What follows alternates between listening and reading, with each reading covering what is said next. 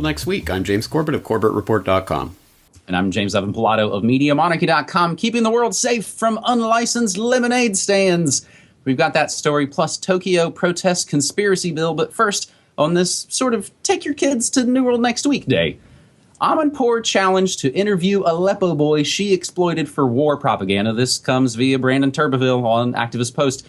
Hyped and heaped with praise from establishment corners all across Troll America, the heavily opinionated Christiane Amanpour has long promoted the line of the military-industrial complex whenever its methods come in the form of humanitarian love bombs and war under the guise of responsibility to protect, R2P, as we've talked about here many times.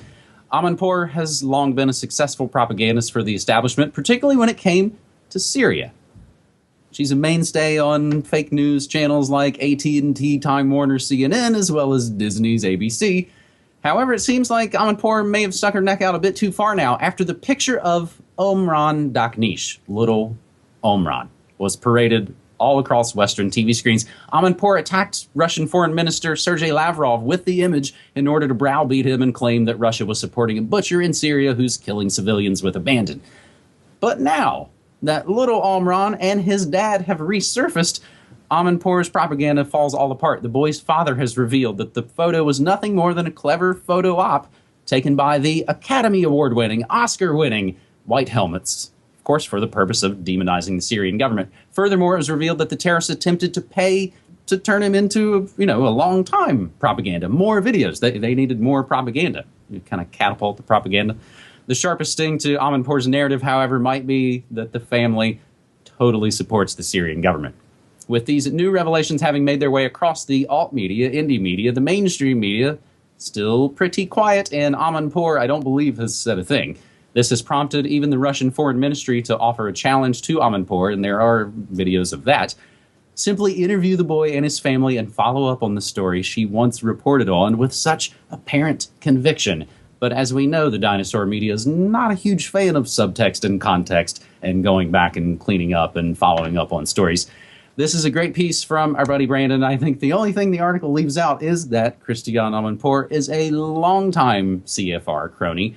Her hubby, James P. Rubin, is a card-carrying member of the Council on Foreign Relations. He also served in the State Department during the Bill Clinton administration, and while at Columbia, Rubin was a student of Zalmay Khalilzad, later U.S. ambassador to Afghanistan, Iraq, and the United Nations under President George W. Bush. And even the Hillary emails show that the Clinton camp was super excited about a softball propaganda interview on CNN conducted by Christiane Amanpour back in 2011. James? Yes, well, this is great to see CFR Amanpour being called out on her disgusting use of this propaganda. And it is nothing other than propaganda because, of course, these prostitutes do not care about the children that they cry their crocodile tears over. They are simply PR stunts that are used to make political points, and this puts that into crystal clear perspective. And of course, it was Amanpour dramatically confronting Sergei Lavrov, the Russian foreign minister, with the picture of Omran. "This is a war crime, sir." That was one of the iconic moments of the whole Aleppo nonsense of last year, with all of the lies that were flying around about it. And of course, the implication being that it was Russian bombs that did this, when in fact even the Western MSM couldn't decide if it was Syrian government or maybe it was the Russians. We don't really know what strike it was, but anyway, that's not important. Whereas, of course, Omran's father, the person who's actually affected by this, says that he didn't hear any planes. He didn't know if it was an airplane at all. It could have been the rebels, those valiant, wonderful rebels who were, of course, just the innocent people in all of this, right? Wait, no, they're the terrorists that terrorized the people of Aleppo for many, many months, with the active complicity of the MSM. A great breakdown of this story for people who really need it, who don't remember all of the Omran Daknish, PR nonsense that went on last year and everything that surrounded that, is from our friend Eva Bartlett, previous Corbett Report guest. I believe you talked to her as well. She had a Mint Press news article, Mint Press meets the father of iconic Aleppo boy who says media lied about his son, that I'll put in the show notes. It's a great breakdown of the story and her interview with Omran's father. And it does point out things like, of course, again, I'm sure a lot of our viewers know it, but it's good to put this on record, Mahmoud Razlan, the man who took the iconic photo of Amran sitting there in the ambulance, was also, of course, highly associated with and took selfies with the Nur al-Din al-Zinki faction of fighters, terrorist fighters there in Syria, who are, of course, best known for beheading a 12-year-old boy in graphic, disgusting detail on video. So these are the kinds of people that were responsible for this PR. And it's, of course, Christiane Amanpour cannot respond to this. She cannot acknowledge this story at all, because there is no way to spin this. You cannot cry crocodile tears over a boy and then refuse to talk to him or his family or report on what they think about this event that these prostitutes were using as propaganda. So Christiane Amanpour, she cannot address this. She will never, I guarantee you, she will never address this. Unless, you have some actual citizen journalists, confronting these prostitutes on the street or wherever you find them, sticking a camera in their face and demanding answers about this. That's what I'd love to see. I'd love to see everyone tweeting and emailing and making an issue out of this story. Again, not because I think Christiane Amanpour will ever say anything about it, but because we need to show the public that these prostitutes who cry these crocodile tears do not care about the children that they're using as PR props in their propaganda campaigns. Well, we'll include the link to her Twitter account. We'll see how that goes in the show notes, as we'll include everything that we always say in these episodes in the show notes. I'm glad you mentioned Eva Bartlett. It's been great to see kind of her stock rise in the last several months. And we'll also include just regular old Wikipedia entries on Christiane Amanpour and James P. Rubin, and also how Amanpour fits in on historycommons.org in their complete 9/11 timeline. We'll also have the Hillary Clinton email archive in there as well. As you are checking out New World Next Week, episode 313 for June 15th, 2017. Our second story this week, James, we head off to Japan as young people hit Tokyo streets to protest anti-conspiracy bill. Thousands of people took to the streets of central Tokyo on June 11th, this past Sunday, to protest the government's anti-conspiracy bill in a demonstration organized by the activist group Public for the Future, is the translation. The controversial bill, now before the House of Councilors, would criminalize, quote, acts of preparations to commit crimes such as terrorism, end quote, by changing the conditions that constitute conspiracy. According to organizers, some 4,000 people turned out for the march, which featured speakers from multiple organizations. Amid all the hustle and bustle of Tokyo's Shibuya Ward, one of the main messages of the protest was scrap the bill. The government is aiming to enact the anti-conspiracy bill during the current session, but the plan's been met with widespread criticism. Rival politicians, academics, citizen group members claim that, quote, rephrasing the term conspiracy as preparations to commit crimes such as terrorism is impression manipulation. There's a real danger that people who think that they have nothing to do with the legislation could end up as a surveillance target, meaning, I don't have anything to be afraid of. I haven't done anything wrong. That's essentially what they are saying.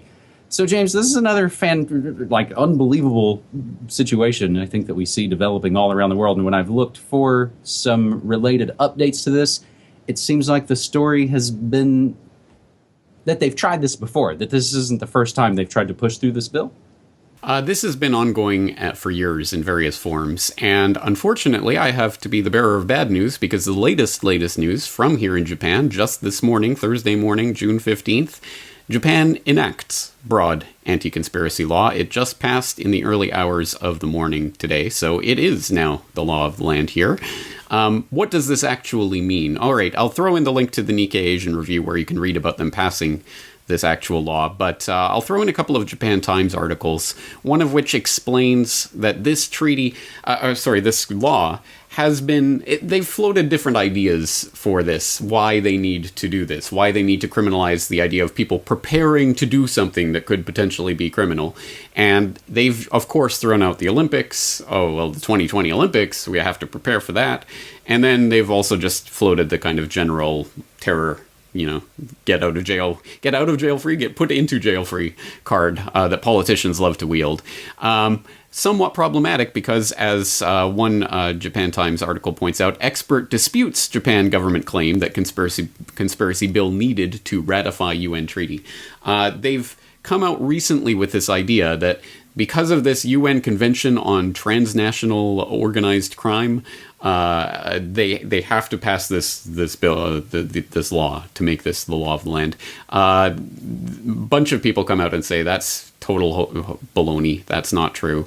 And they even have UN experts coming out and criticizing this bill because it's overly broad and will give police way too much power to basically surveil and arrest anyone at any time for anything. Another great article that puts this in perspective and what it really means by Colin P.A. Jones, again on Japan Times. Conspiracy theory becomes frightening reality for Japan. And this is makes a number of good points, one of which is that I think Japan is quite infamously a place where you don't, as a accused, even suspected criminal, you don't have much rights at all anyway. The police have extremely broad authority to imprison you and keep you, detain you for weeks at a time while they're still deciding whether or not to prosecute you. And then, of course, when and if they do actually charge you and prosecute you, it's a 96% conviction rate. Basically, if you are charged with a crime in Japan, you are going to be convicted of it almost certainly. So the police already have exceptionally broad authority. This only makes it to the point where basically anyone can come under enough suspicion to fall under this law at any time. And it is frightening because, of course, this is a political tool that will be used against political enemies of the Japanese government. And that's the way this rolls. So I'll put in those links to those articles to give you some more background on this. And well, I guess young people can hit the streets and protest all they want, but it's still going to be ramrodded through by the Abe government, and it just was. This seems like the stories that happen all around, and the powers that shouldn't be basically write laws to say the criminal things that they've been doing are no longer criminal. Our third and final story this week, James, will go from Japan to your old Canada. Ontario Township defends shuddering girls' lemonade stand. This is a classic statist summer story for you. When Jonathan Smith's 5-year-old daughter Lily decided last week she wanted to set up a lemonade stand near their home in Tay Township in Ontario's southern Georgian Bay region, Smith enthusiastically helped her build it. Her dad helped build the lemonade stand. On this past Sunday, Smith said he discovered a notice from the township taped to his front door and another one on the lemonade stand. The letters, originally delivered by bylaw officers, notified him that he had 10 days to take down the wooden stand or the township would remove it at a cost of $125 that he would have to pay. Robert Lamb, chief administrative officer for Tay Township, told the CTV, where we grabbed this article from, that the request for the lemonade stand's removal was made due to liability concerns. We're being made out to be monsters for taking somebody's lemonade stand off the trail, but the reality is it is public lands, and if somebody had hit it, we then could get sued, and those are public dollars that then have to defend the municipality, he explains. James, this happens all around. And it sounds like a thing that would happen more in the States. But as time goes by, it seems like Canada's acting like their awful neighbor to the south a little more. Oh, yeah. I mean, this doesn't surprise me at all in Canada. I would expect this. And in fact, of all of the, police shut down little girls' lemonade stand stories, this is not the one that I would plant my anarchist flag on or, live and die on, because at any rate, I do understand within the logic of the system as it exists, the municipality will be sued if someone gets hurt, on this trail. So if this was the case where it was on these people's own property and the police were coming in and saying you have to, take down this lemonade stand, I think that would be a different setup. In this case, they have it set up on a trail and, I understand, the municipality is going to be sued if someone gets hurt or whatever. So, within the status logic of the system as it exists, you can at least even kind of somewhat understand what this is about. But, of course, the bigger point of all of this is, how and when and where can the state come in and circumscribe the ways in which people can interact with each other and under what circumstances. And I think you have some other examples of stories that may be even a little bit more flagrant in terms of police coming in and actually forcing people to take down lemonade stands from their own property. Well, I don't have those actually enumerated out in front of me. They just come from a post on mental floss. Probably not something we've linked to very often here on New World Next Week. 6 illicit lemonade stands. Towns had to shut down. And, of course, one of those towns is Peak, Portland, right here where I come to you. So it's, I guess, like the old French film. It's the rules of the game. As you said, if this is the box we're in, they're actually playing the game correctly as the powers that shouldn't be. As we start to wrap up this New World Next Week episode, I want to give you actually a couple of updates to stories that we've talked about very recently, and I'd be lying if I didn't say there was a little bit of a sigh of relief out of New York. The update: chimpanzees aren't people. They don't have the right for habeas corpus. The New York Supreme Court has rejected a claim by an advocacy group that 2 chimpanzees held in captivity should be treated like legal persons and granted the right of habeas corpus, relief from unlawful imprisonment. 5 judges on the appellate division of the New York State Supreme Court ruled unanimously against the group last Friday. And that's a follow-up on a story we gave you. And that was our cover story, I believe, several weeks back on New World Next Week. The other story, I think, just kind of follows up on what we talked about with Theresa May, with, of course, always in the wake of terror events. Well, we've got to look at the internet. Now, German Chancellor Angela Merkel said on Saturday that the digital world needs regulations, like those that exist for financial markets in the G20 and for trade under the World Trade Organization. Pardon my editorial guffaws, but that sounds good because all those regulations have done really well for the banksters, haven't they, James? Indeed, they have, as they generally do. So that's all I got for you, and we end this New World Next Week episode without any good news, unfortunately. And to make the bad news worse, note for myself, I've been having server woes in the MediaMonarchy.com kingdom as we've continued to grow as a listener-supported outlet for now almost 12 years. I've been having server woes for about the last week. The podcasts haven't been coming out from the usual feed of the morning show and the daily DJ set, but what I have been doing is posting the entire episodes up to YouTube and, more importantly, over on BitChute.com/channel/MediaMonarchy. So all my morning shows of the past week plus are over on the YouTube channel and the BitChute channel as well. And I think that kind of directly relates to we are listener-supported media. So we'll once again point you to MediaMonarchy.com/support and CorbettReport.com/support, which has the Bitcoin and the PayPal and the Patreon. James? All right, we're going to leave it there. James, talk to you again next week. Thanks, buddy.